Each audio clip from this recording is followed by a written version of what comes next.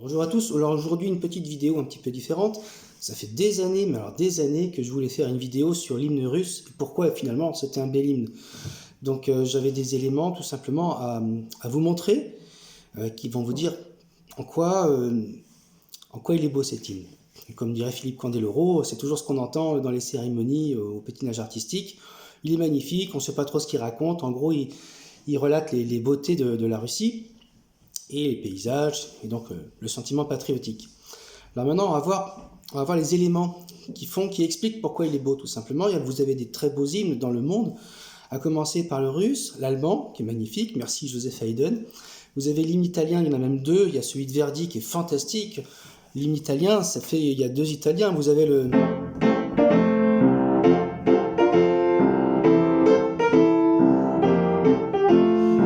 celui-là, avec la Fratellia Italia, et vous avez aussi donc l'hymne allemand, c'est Joseph Haydn avec le quatuor de l'empereur.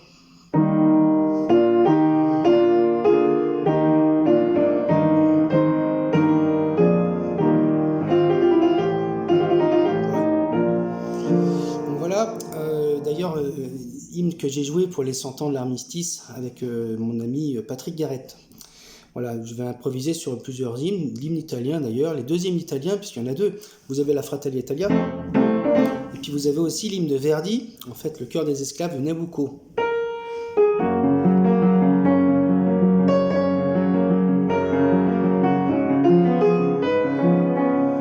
Quelque chose que les chœurs connaissent beaucoup, et qui chantent très souvent. Vous avez souvent cet hymne aux Jeux Olympiques, qui est un tube, qui est magnifique, et qui était même chanté aux obsèques à la mort de Verdi, là où il résidait, avec une bonne poignée d'hommes dans la rue qui chantaient l'hymne qui était quand même une révolte, une résistance à l'occupation à l'époque, en Italie. Donc c'est tout un symbole. Verdi, c'est une légende de son vivant, et donc l'hymne le cœur des esclaves, ça reste encore aujourd'hui une controverse, même en Italie, pour savoir quel hymne on va choisir. Est-ce qu'on va choisir celui-là ou la Fratellia Italia? Bon, entre le nord et le sud, ils sont divisés, c'est tout un grand débat, et moi je pense qu'à terme, on finira par choisir celui de Verdi, qui est fantastique. Voilà, niveau de l'hymne anglais aussi, bon...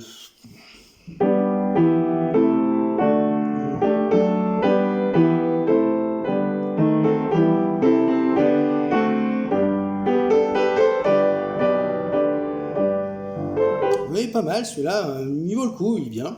Et puis l'hymne américain aussi, qui est un très bel hymne, qui est toujours pam pam pam pam pam.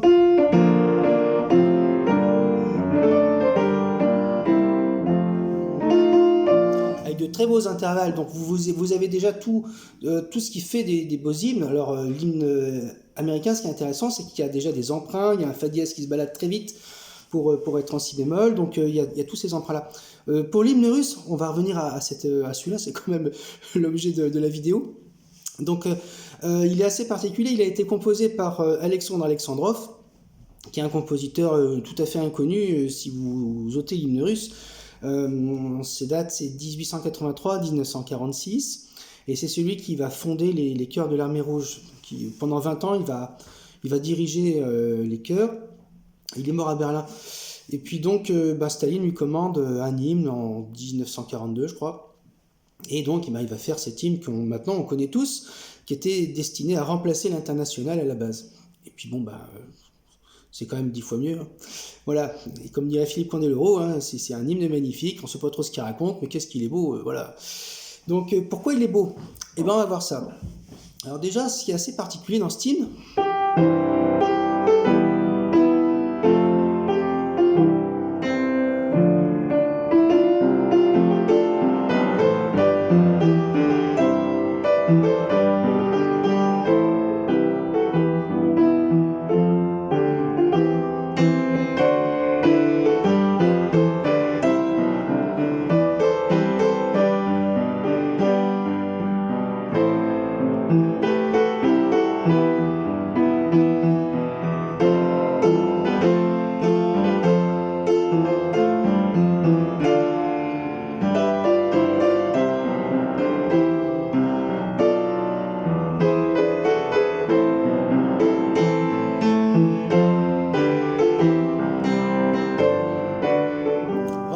c'est reparti. Ok. Ce qui est assez particulier, c'est déjà, on voit toutes les caractéristiques d'un hymne. On a à voir le rythme pointé. Tam, pam, pam, pam. D'accord. Dans tous les hymnes, vous prenez la marche funèbre de Chopin.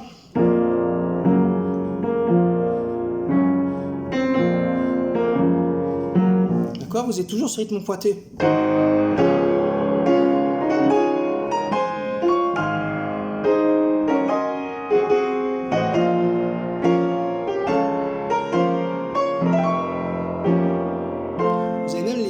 Tambour chez Chopin. Vous avez ces trilles à la main gauche. Et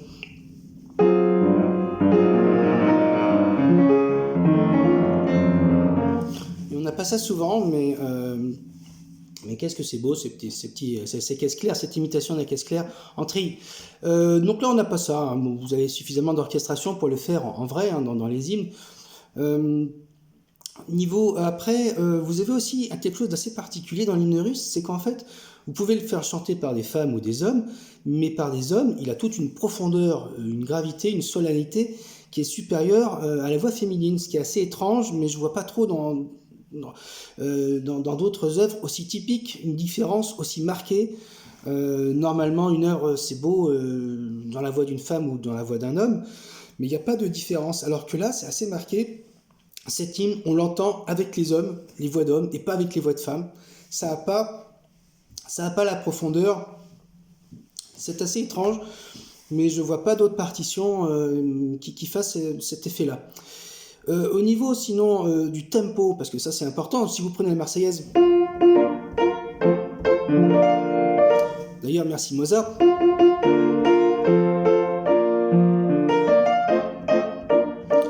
On est dans la flûte enchantée. Il y a aussi une évocation de la Marseillaise, si on peut dire, avant l'heure, dans le 25e, je crois que c'est le 25e concerto de Mozart, où vous entendrez, elle est cachée, mais on la reconnaît bien, il n'y a pas de problème, concerto pour piano. En do majeur, c'est un monument, un magnifique concerto. Chez Mozart, il n'y a pas beaucoup de partitions qui sont moches, faut le dire. Donc, c'est un de mes dieux, c'est mon dieu musical, Mozart. Parce que c'est notre monstre. Je ferai une autre vidéo pour expliquer son génie certainement un jour. Donc on va revenir à l'hymne russe. Donc pour dire que ce qui va donner un côté maestoso en italien, donc un côté martial en fait. Vous avez même le martiale en italien qu'on voit sur les partitions. Et c'est le côté du tempo. Si vous allez trop vite...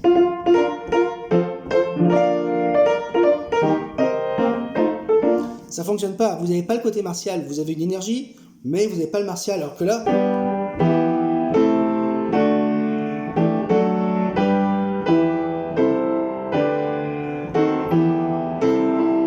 Ah, le tri. Bon, donc là vous avez le tempo qui vous permet ce côté martial. Vous avez aussi une autre idée de la grandeur de quelque chose de martial, sans le côté forté, et le rythme pointé, c'est l'hymne allemand.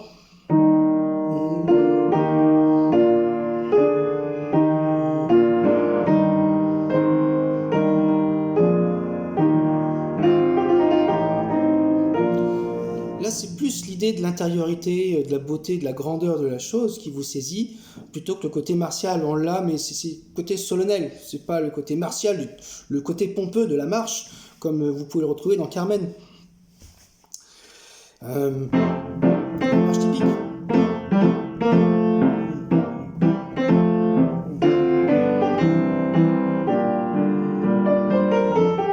Il y a toujours le côté pointé dans la marche. Pam, pam, pam, pam, pam, pam. Toujours le côté pointé qu'on retrouve tout le temps. Donc voilà, le côté pointé, si vous voulez qu'il soit mis en valeur, Carmen, c'est pas tellement martial parce que ça va vite, ça va un peu vite pour être vraiment pompeux et martial, avoir ce côté qu'on a dans l'hymne russe très clairement de grandeur. Donc si vous voulez la grandeur, il ne faut pas un tempo trop rapide. Après, on a quelque chose d'assez intéressant qui fait que c'est un hymne un peu plus slave que les autres. Nous, on va avoir vous prenez n'importe quoi.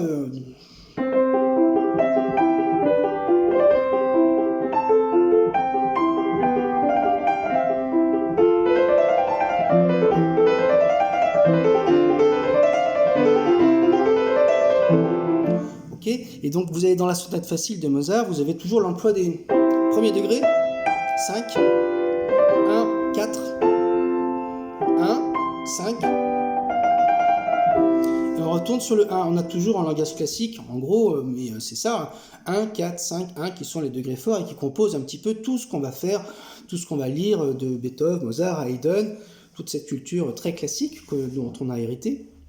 Donc les degrés forts 1, 4, 5, tonique, sous-dominante et dominante, qui sont la base de la musique classique et tout le temps. Je vous ai pris ça, mais je pourrais vous prendre autre chose.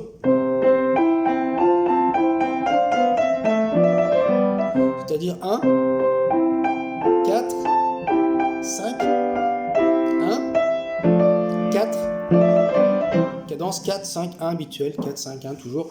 Donc voilà, on a toujours ça dans notre langage classique. Et là, dans l'hymne russe, qu'est-ce qu'on a ?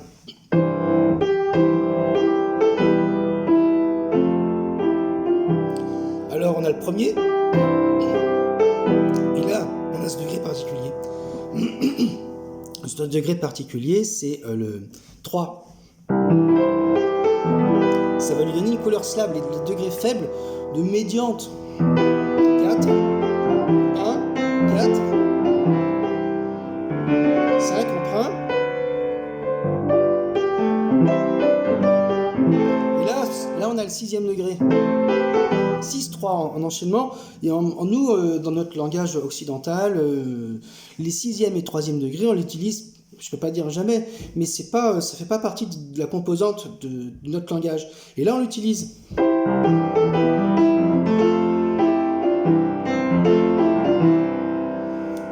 Et les degrés faibles, c'est celui-là.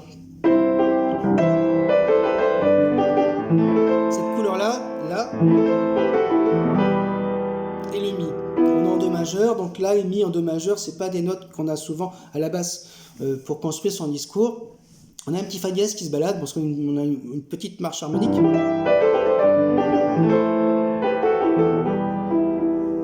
Okay.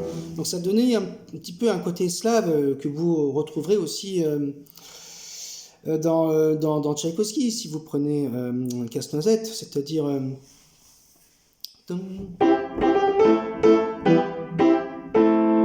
Vous avez encore les degrés faibles.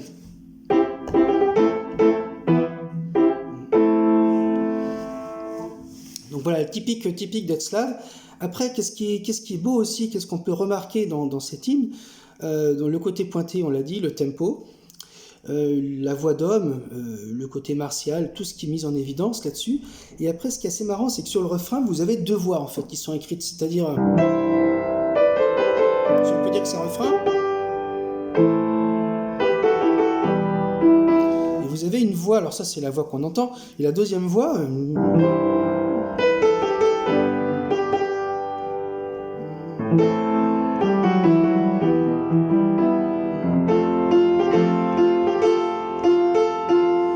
Donc vous pouvez chanter ça à 2 voix, ce qui est quand même particulièrement beau. Donc ça c'est très bien écrit.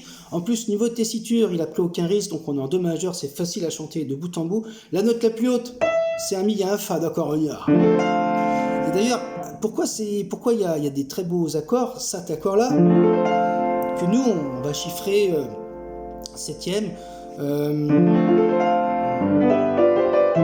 Et celui-là 7, 5 barrés.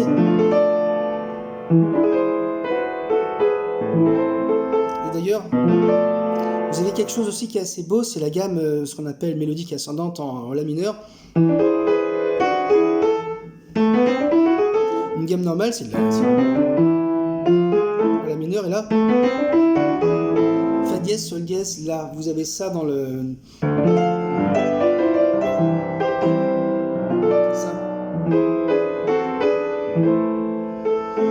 Donc mine de rien, après le fa dièse, on revient au fa bécard à la basse.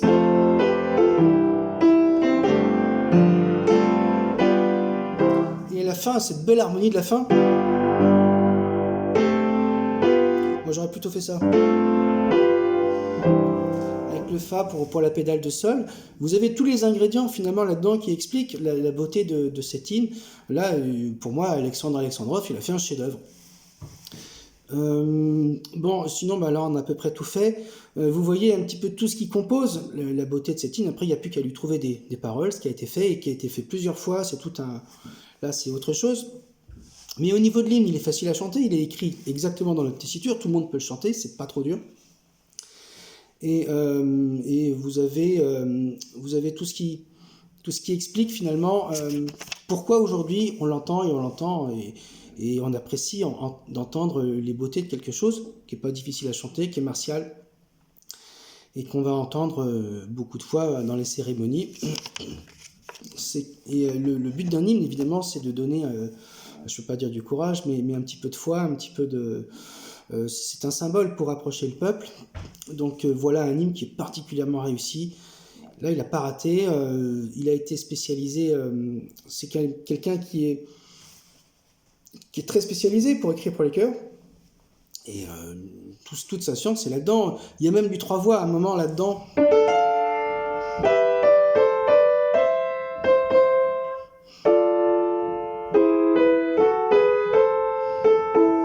Bon, et donc les chœurs, lui, c'est écrire pour les chœurs, il n'y a pas de problème. Pour les voix aiguës, finalement, ben, elles n'y vont pas dans l'aigu. Vous avez quand même, par exemple... Donc vous avez une deuxième voix en dessous, donc les voix qui sont vraiment graves, elles n'ont même pas besoin d'aller dans les aigus, c'est les ténors et les sopranos qui vont y aller. Voilà, ben j'espère que ça vous aura intéressé. Ça faisait des années que j'avais envie de faire une vidéo sur les hymnes, l'hymne russe en particulier, sur l'hymne italien aussi, ça m'intéresse beaucoup, l'allemand, qui sont vraiment peut-être les plus beaux hymnes au monde, avec l'américain. On les connaît pas tous, mais ça c'est ce qu'on entend souvent dans les Jeux Olympiques, dans les championnats du monde. Donc on est un peu habitué à tous ces hymnes. Nous, on connaît la Marseillaise, on peut expliquer tout ça. La Marseillaise qui est un hymne riche harmoniquement, avec beaucoup d'emprunts. Alors que l'hymne russe, il y a quelques emprunts, il y a des fa dièses, il y a des sol dièses qui se baladent, mais ça n'a peut-être même pas la richesse de la Marseillaise. En revanche, il y a des beaux accords, les accords profonds que je vous ai dit, par exemple. Cet accord-là, qui est le 7-5 barré, qui est très beau. Voilà, donc pour ce schéma, et donc vous avez aussi les marches harmoniques, des choses qui sont évidentes. Donc ça se chante facilement et ça s'entend facilement. En ça, c'est un tube. Et c'est pour ça que les hymnes américains, anglais, allemands et italiens, même espagnols éventuellement, sont des tubes. On peut déjà chanter la suite. Et c'est ça qui fait que vous êtes un compositeur ou non. C'est quelque chose qui va rentrer dans votre tête, même si c'est pas bien. C'est le principe d'un tube dans le CO Top 50, parce que ça rentre dans votre mémoire facilement. Bonne journée à tous.